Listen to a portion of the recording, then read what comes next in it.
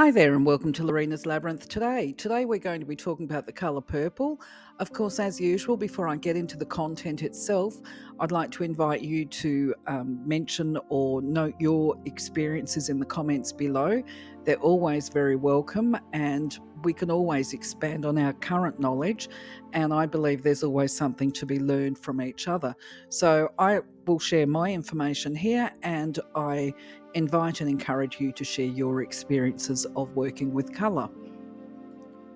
And just to be clear, when I say experience and understandings, I'm also talking about people sharing their knowledge and information about any of the content that I load here. So to start with, basically, when we talk about the colour purple, we're talking about a mix of colours that are the primary red and the primary blue. Now, as you will have observed, all of the shades of purple so far, they've got different variations. They've got similarities of theme. And of course, when we add white, we will basically just add purification to the mix, if you like. It impacts on the actual shades and hues. But if we're talking about purple in its most simplest form, it's simply a mix of the primary colours red and blue. Now, from a healing perspective, before I get into this, I'm not 100% sure what the big deal is literally around the colour purple. And by that I mean when you're walking in the metaphysical or the spiritual circles, there's a lot of emphasis on purple, where people want to have purple curtains and purple tablecloths and all of this kind of thing. It's associated, I guess, with a level of spirituality and holiness, which is there, I guess, but I see it with all colours. And I wouldn't say purple in itself was the holiest of holy colours, but you certainly do see it reflected in some priest robes in religion and things like that. And I do suspect and speculate whether or not it's because indigo is considered to be a very insightful colour, shall we say, and sometimes people see indigo more blue and other times it looks a bit more purple.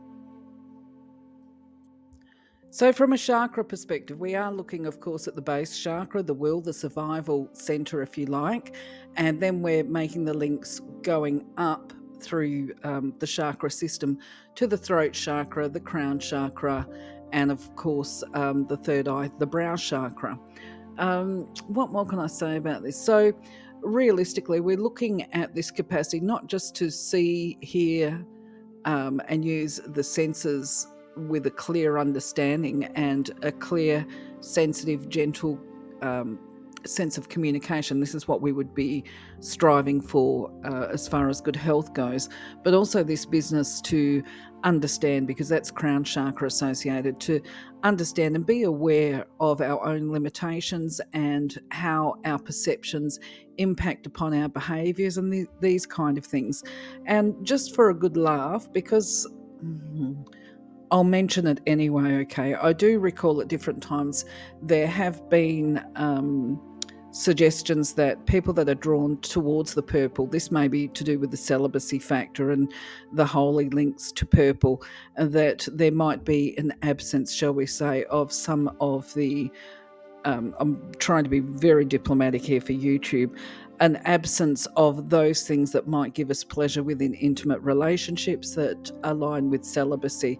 So we would say there was a lack there. But I don't know about that, to be quite honest. Perhaps that's just a joke.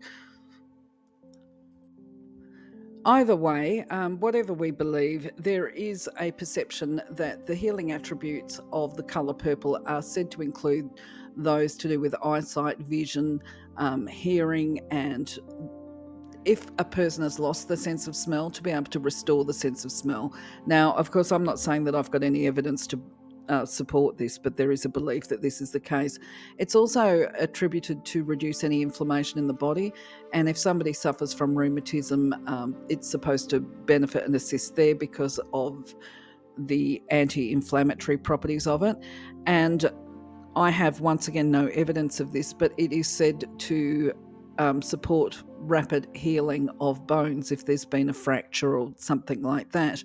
But if I go back to my Reiki treatments, one of the things that I was taught very early in the piece is that you can draw upon energy to heal bones, and to heal them quickly. But the thing is that you've actually, before you apply energy healing to it, the bones have got to be set in the right position before you start the healing process. So just bear that in mind. So, purple is also associated with positivity and success, and this might be why people are drawn to it as well. It's believed to support the clearing of any mental health complexes and negative thinking, and it is believed also to support a connection of the mind, body, and spirit. So, this is probably where the positive and success comes in. But for the purposes of this activity, if I was working with somebody, say in an art therapy setting, and they were particularly drawn to the color purple, then I would be asking them to give consideration to, are they struggling with negative thought patterns? Do they find themselves continually battling that negative mind chatter that puts themselves down? And because basically this is where the color purple goes. It carries powers of transmutation that are particularly useful when addressing these kind of negative thinking patterns, which is why I would be asking the questions and just getting the person that I'm working with to see whether or not that applies to them. And that's the same for you. If you're watching this video, I'd be saying, if you are drawn to this color, then maybe give thought to some of your mind chatter. Are you holding negative thoughts about yourself, or do you have poor self-talk about yourself when you're having conversations? Are you one of those people that turns around and says, oh, I'm such an idiot, I'm such a dumbo, or whatever, because they're negative thought patterns, negative speak. Okay, if I can speak myself. Anyway, moving on to the next slide. It is most definitely very important to address any of this negative self-speak or self-thinking, because this impacts on our mood and certainly our behaviours.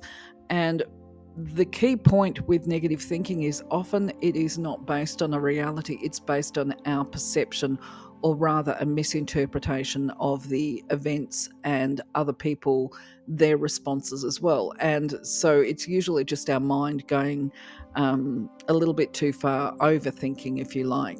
So the other message that comes through with people that are using a lot of the purple is, if you're drawn to or repelled, you might be struggling with what we call brain fog. I'm struggling to talk myself actually a bit today. I'm sorry about that. I've been working quite a bit today.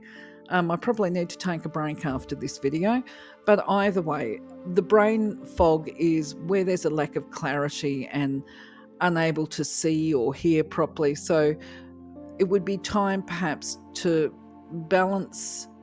take some time out and balance your emotional responses, get yourself a bit calm to allow you to see clearly what is happening around you. And in that way, you're going to be able to make clearer decisions. There's a very easy activity that we can do as far as identifying and establishing any negative thoughts, especially the pattern ones, as far as transmuting them to get these positive outcomes that we desire. So a fairly simple activity that you can do to harness the power of purple is actually to create the space in the first instance where you're not going to be interrupted, and light a purple candle. So a little bit of preparation is involved. Now, I would state my intention before I entered into the exercise of what it is that I'm trying to do, which is obviously to transmute and catch any negative thinking or thinking patterns before I actually started the exercise. But when you start, you would then do your intention, as I said, and then focus your attention upon the flame and just allow yourself to sit quietly and become aware of any negative thoughts or feelings that you're experiencing. Allow them to float to the surface. When you think the thought, then verbalize it and imagine in your mind's eye this negative thought and words being consumed by the candle flame, because the idea is to, as you speak them, they're coming out of your mouth and the flame of the candle is burning them up. Now, once you've stated each thought aloud, you then follow up with a statement of transformation, which is, the divine intelligent, please delete this negative thought from my mind, body, and spirit across all of my energy fields and at a cellular level. I give thanks because I know that as I ask, so it is done. So this is how you would do the transmutation. But then it's very important to follow up with the second part. So the idea is that in the first part of this activity, we become aware of, we recognize, and we delete the old negative thinking patterns. And with the second part of the activity, we go into replacing these negative thoughts with a positive one. So, for an example, if you were the kind of person that berates yourself in negative ways, is very self critical, as I said in one of the earlier slides, I'm so stupid, you would replace that thought or statement with a positive one. Now, there's a couple here. You can be as flowery as you like. You could do something such as, I'm a soul in progress and learning from all of my experiences.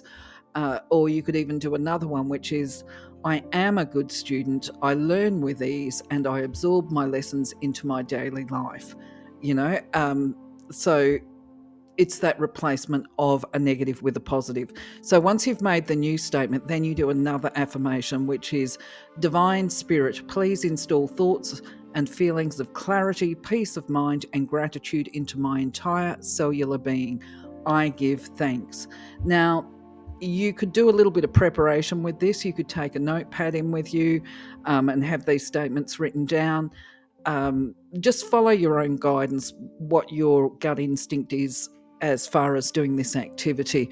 But it's reasonably simple, and you would repeat the exercise as often as you feel the need to until you're actually speaking and thinking more positive thoughts, basically. This is just part of breaking patterns. So, my friends, that's all I can contribute to you today in regard to purple.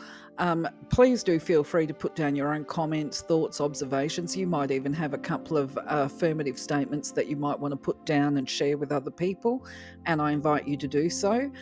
In the meantime, I'm going to say love you and leave you as always. Have a wonderful day, wonderful week. Take care of yourself. Be safe.